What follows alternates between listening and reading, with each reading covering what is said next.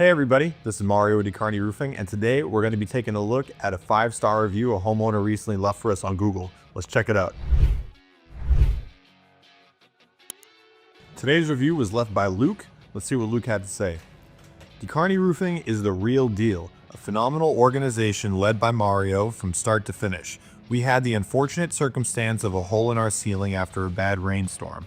The flashing along one side of our home had been incorrectly done, and there were multiple issues with the roof. Mario communicated kindly and clearly over the course of many weeks of questions and was incredibly knowledgeable, honest, and upfront. Then, when he and his crew came on site to replace the roof, they worked phenomenally well together. The final product looks beautiful, and after multiple heavy rains, no leaks anywhere. We would recommend Mario and his crew to anyone needing roof work or replacement. Thank you very much, Luke. All of those things were very, very nice, and we greatly appreciate all your kind words. Yeah, Luke had a very interesting situation. He initially called this out because he was having a leak on the rear portion. It was like where an addition met the main side of the roof. Whoever had done the roof previously, they didn't do a good job with the step flashings going along the wall, which we're going to show in some photos shortly. There was missing pieces of step flashing.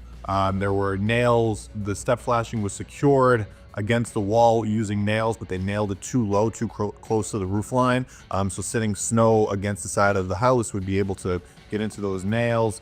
There were several things wrong with just that portion of the roof. And then, then I hopped up on the rest of the roof, did an inspection of the rest because he was a little concerned. He's like, hey, if they did a poor job here, what's the rest of the roof look like? So we got up there, took a look at it. Sure enough, there were installation errors throughout the entire roof. We found nails that were too low. We found nails in between seams of shingles. We found nails popping up through caps, damaged chimney flashing. It was kind of all there. And the roof actually wasn't even that old to begin with. So it's kind of a shame when you have to replace a roof that, isn't too old, just due to installation errors. But we were able to take care of that for him. We're able to resolve it. We're going to show some photos now. Let's see what we got here in the photos for you guys. So in this first photo here, you can see we removed all the vinyl siding from along the wall. And this is the area why we initially got the call due to a leak against this wall. So you can see we removed all the vinyl siding just because if there's an issue with flashing, I want to make sure it's done correctly. You can't really see what's wrong with flashing. And you can if it's fairly obvious, but if it isn't obvious, you need to remove the siding to really see what's going on behind there. So after we remove the siding, as you can see in this photo, you can see all those nails holding in the step flashing. There's nothing wrong with that if they were placed higher. A lot of these are far too low. The J channel doesn't